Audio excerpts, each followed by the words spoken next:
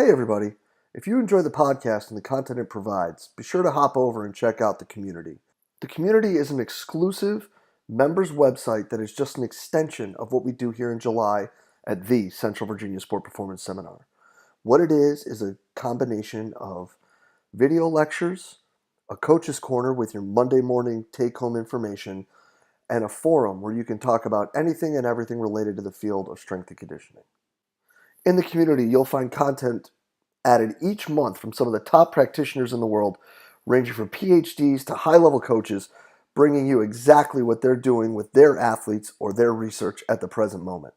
On top of that, an additional discussion by coaches bringing you that Monday morning information, things that you can add to your training program right away. Tying that in with the opportunity to discuss with coaches around the world in the forum on anything and everything from the topics addressed in these presentations to whatever you're seeing in your daily life as a coach. If this sounds like the right thing for you and your staff, go ahead and hop over to cvasps.com/community and try it out for 48 hours for just $1. If you like it, you're signed up, ready to roll, and you're jumping into all the great content added each month. If not, feel free to go ahead and cancel at any time. No questions asked. We're really excited about what we're building in the community and hope you are too. Go ahead and hop over to cvasps.com/community and check it out today. Hello, everybody, and welcome to this week's podcast here at www.cvasps.com. Today, we are lucky and excited to have Mr. Mike Robertson from iFast talking primarily today about his article, What is Corrective Exercise? Mike, how you doing today, bud? Thanks for taking the time out to be here. Jay, I'm doing great, and thanks for having me, man. I appreciate it. Awesome. Yeah, well, really excited here. Really excited about this article because this is going to open a pretty good conversation, I think, since you are the rehab guy, as some may say. Let's dive right into it, man. Let's look at the definition that you use here first. And I thought that this was really awesome. When we look at what you put in here, defining corrective exercise as an approach where an assessment is used to determine specific weaknesses and or limitations of the athlete. This assessment drives the programming process where a systematic and progressive approach is used to reduce the likelihood of injury and improve performance. Let's talk about, first of all, where that came from and how you got there to kind of bring this definition to light, because it's fantastic. I love it, man. Thank you. Well, the thing that got me going about all this is if you get on the Internet, and, the Internet is a blessing and a curse, as we all kind of know, there are plenty of people that are talking about corrective exercise and the benefits of it, but there's also this small little camp of people that, continue to pigeonhole it or to misrepresent what I feel corrective exercise is. So if you listen to these people, they would lead you to believe that, corrective exercise is maybe some foam rolling, some mobility drills or mobility exercises, some core work or glute activation. It's the entire scope of a corrective program.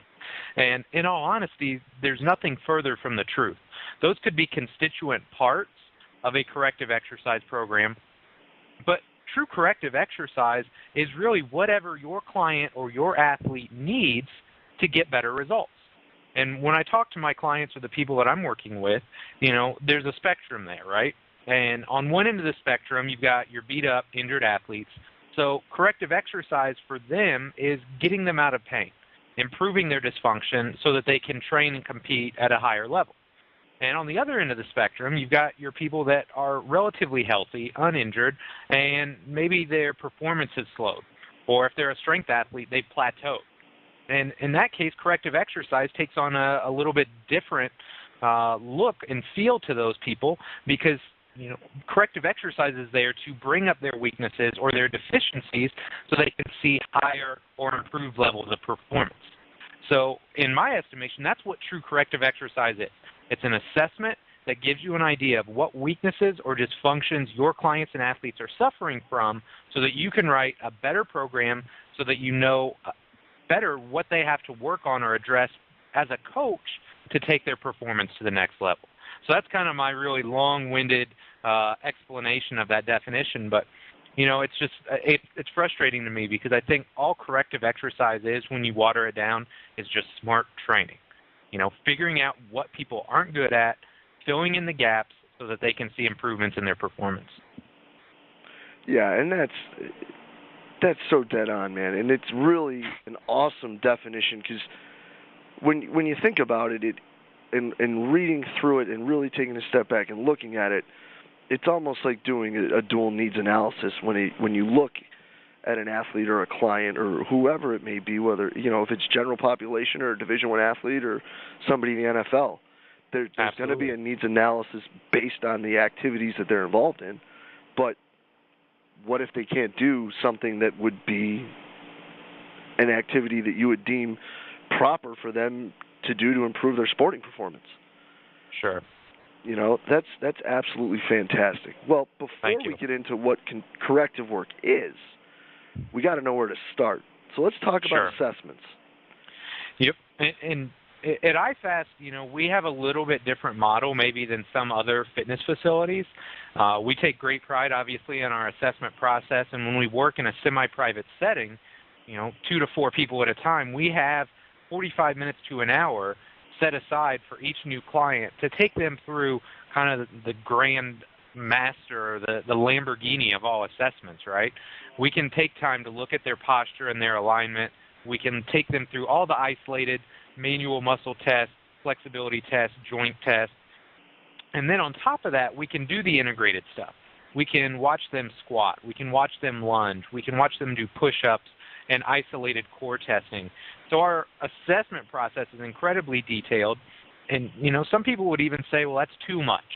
You're doing too much assessing. And, the argument that I would have there is I feel like the more in-depth your assessment becomes, the greater understanding you have of the person in front of you. And as a result, the better you're going to be able to program and coach that client. So, it's a very all-encompassing assessment, and I'm not saying that everybody should use that. Depending on the setting you're in, maybe our assessment is best. If you're in a situation where you've got a lot more people coming through the door, you don't have the same amount of time.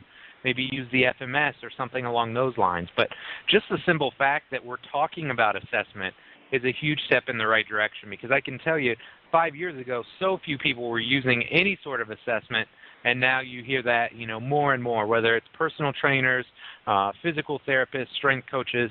Just the fact that we're even talking about assessments is a huge step in the right direction for our industry. Oh, without a doubt. And I'm lucky to be in a situation where my primary responsibility, I'm able to drop groups down where, we've got 5, 6 guys at most training at the same time, so we're able to take a little bit more of a detailed look at how they do things. But you're right, with a bigger team, we utilize the FMS here and, look at the general situation where, possibly even if it's just in a warm-up where we're looking to help these kids move a little better in a simple form. But I do need to give a plug here that we have in our arsenal of references, you're assessing correct. And when it's come to the teams that we work with and that I particularly work with, the progressions and the assessments, the progressions with the corrective exercises and the assessments are absolutely second to none. And I couldn't recommend it enough to everybody that's listening today, man. You guys did a hell of a job with that thing. Thank you. And one of the things that you had mentioned there, that if you don't mind me going back for just a second, a lot of people might bypass this, but as a coach, you're always assessing your athletes. And so often people assume, well, an assessment is just something you do every 3 months. And as well as I do that, we're always assessing our clients. We're always getting a feel for their posture, their movement, what they do well, what they don't do well. So, just the fact that you're constantly coaching and cueing and being aware of how your clients move, you're immediately going to give them a better training result. So I just wanted to say, I'm glad to hear you're saying that, because it's true. You should always be assessing, always kind of getting a feel for how your clients move and what you may need to work on or address. Yeah, and, the last podcast we posted was with Joseph Johnson, and we talked quite a bit about precision.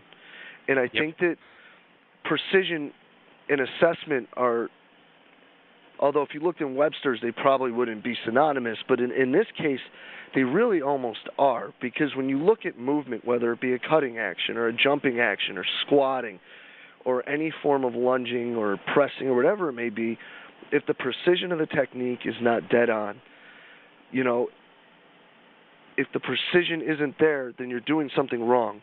And like Greg Cook says, great athletes or great compensators are going to find a way to cheat to do it right.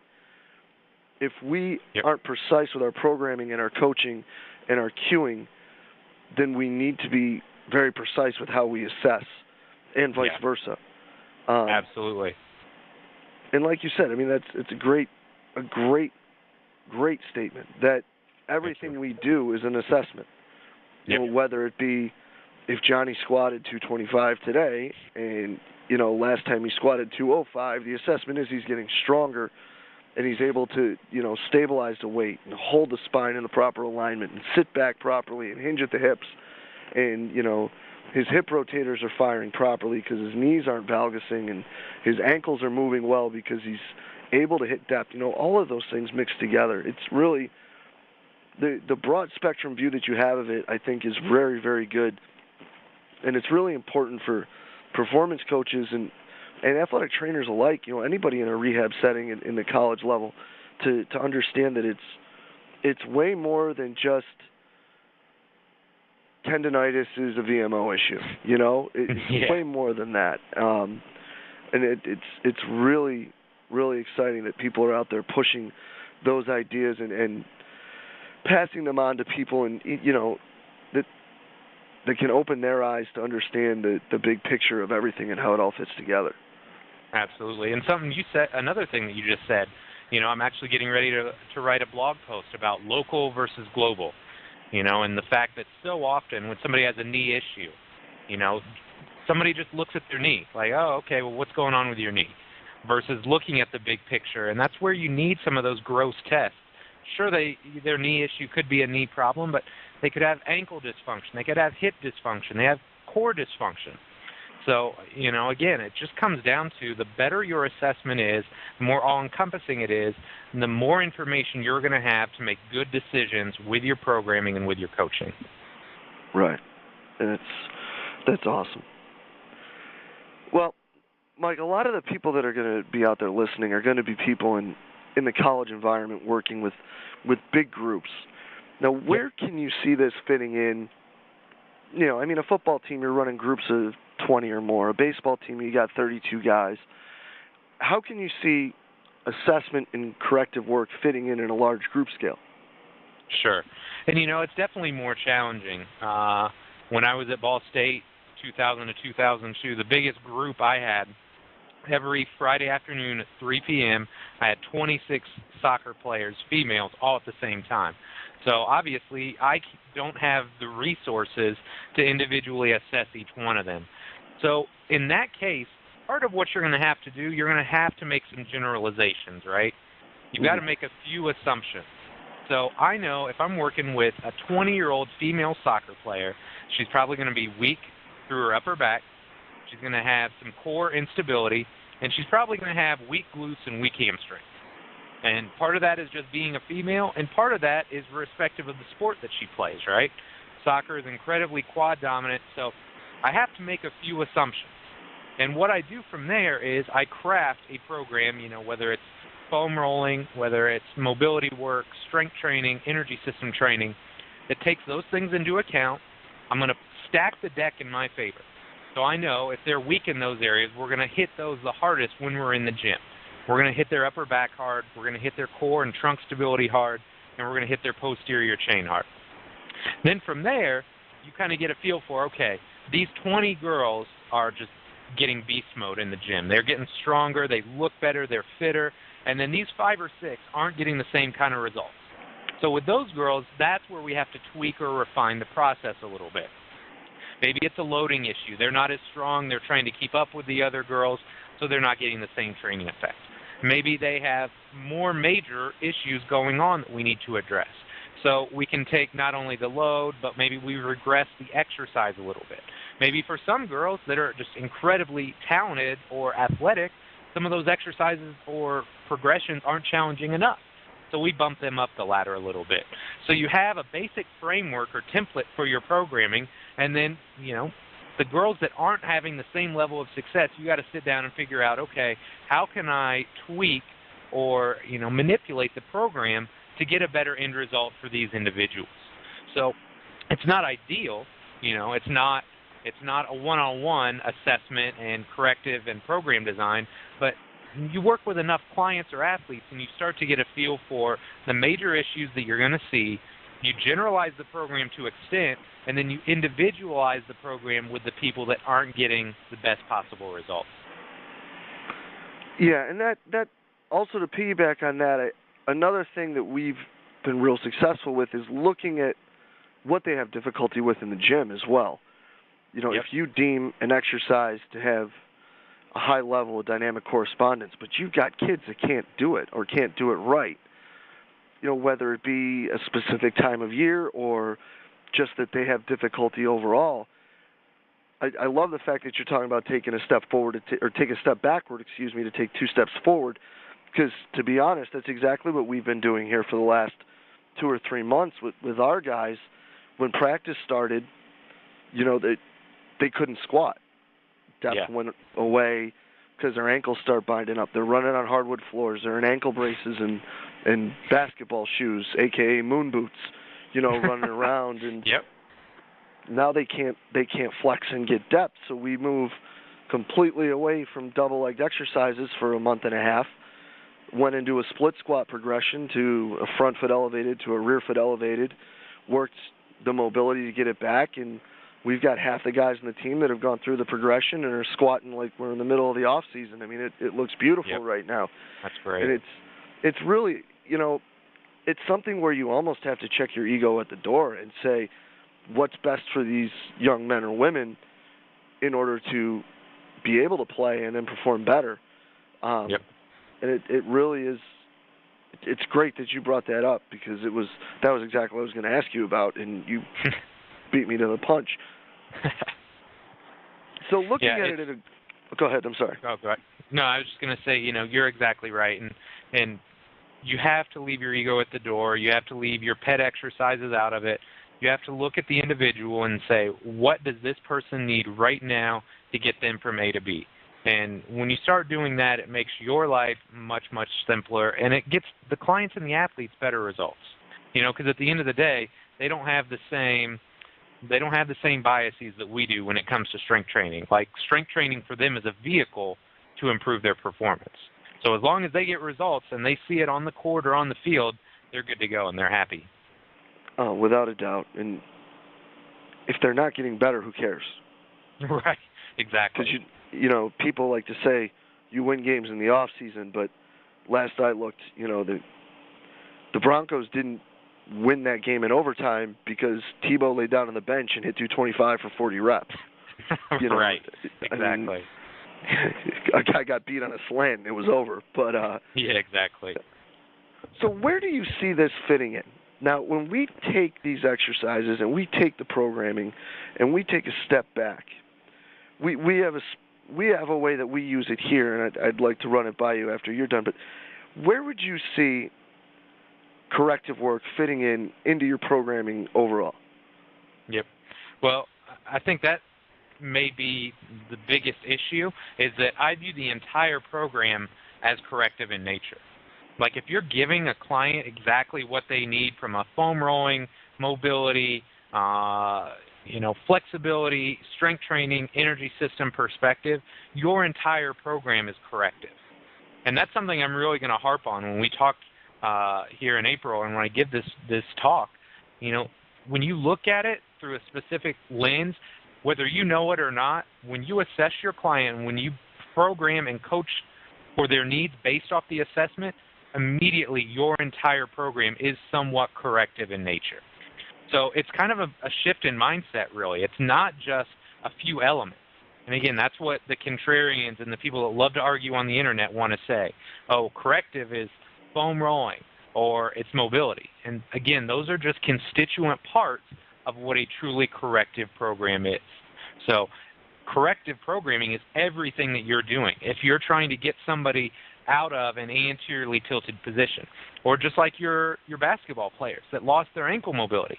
You designed an entirely corrective program to restore their ankle mobility and get their squat pattern back. Does that make sense? Yes, sir. I mean, to me, your entire program is corrective. Whether you would define it that way or not, I most definitely would, because you developed a program based off their needs with a specific goal in mind, and you achieved it. So now you're on to the next thing, and that's maybe trying to improve their performance or drive their squat up.